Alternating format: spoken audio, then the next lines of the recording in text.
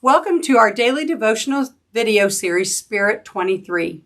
Jesus says, "Where two or three are gathered in my name, so shall I be there among them." This brief video devotional is a ministry of Trinity United Methodist Church in Seymour, Indiana.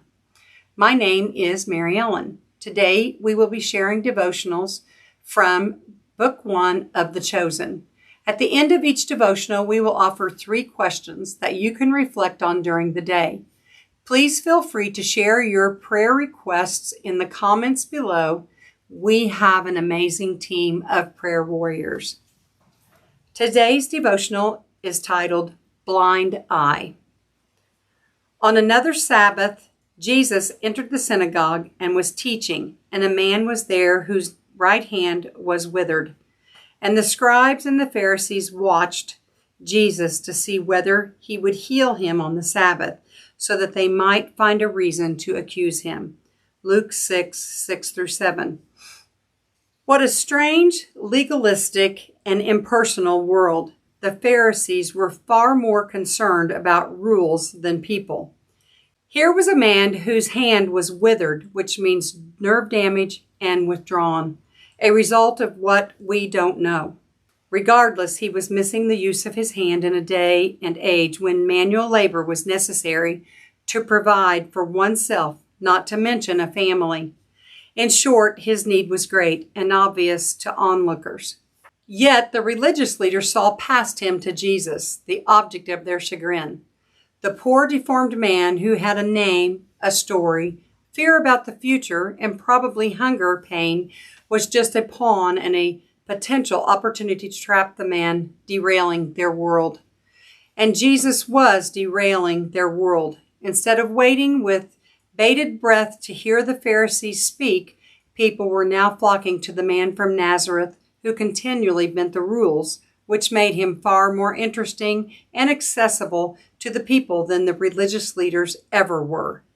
He was unassuming and meek, yet authoritative and confident and articulate, all while doing things no one else could do, like healing ailments, driving out demons, and refusing to cover in the presence of the powerful. So people flocked to him, and he didn't disappoint. But Jesus knew their thoughts, and he said to the man with the withered hand, "Come and stand here." And he rose and stood there, and Jesus said to them, "I ask you, is it lawful on the Sabbath to do good or to do harm, to save life or to destroy it?" And after looking around at them all, he said to him, "Stretch out your hand." And he did so, and his hand was restored.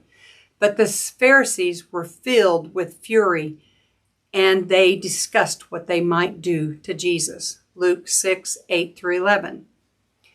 It's easy to find fault with the Pharisees. They really could be awful, and in a few words, Jesus publicly outed them for it.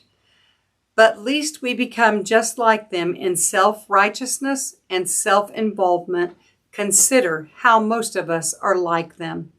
Think about the homeless people we avoid making contact with as they hold cardboard signs near traffic lights, and the understaffed soup kitchens, underattended mission trips, and underfunded relief organizations. Let's be honest, most of the time it's easier to ignore the need. Our hearts are in fact calloused from exposure to so much of it. We often don't give needy people a second thought. Sometimes we feel annoyed and even put upon.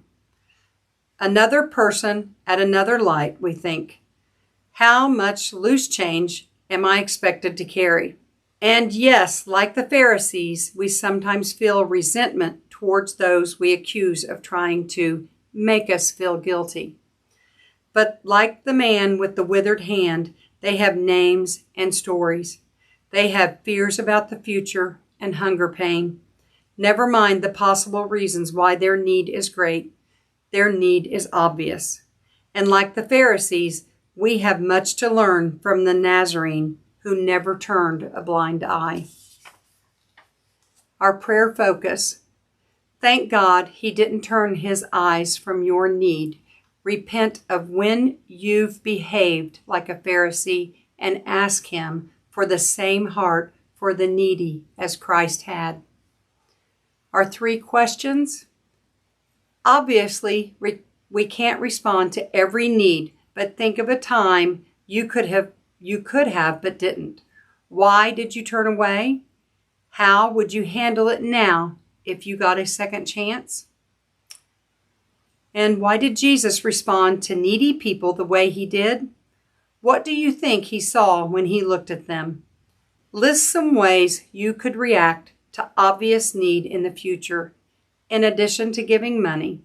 That answer is too easy. Thank you for joining us today, and we would like to invite you to church on Sunday mornings at 10 a.m. at Trinity United Methodist Church.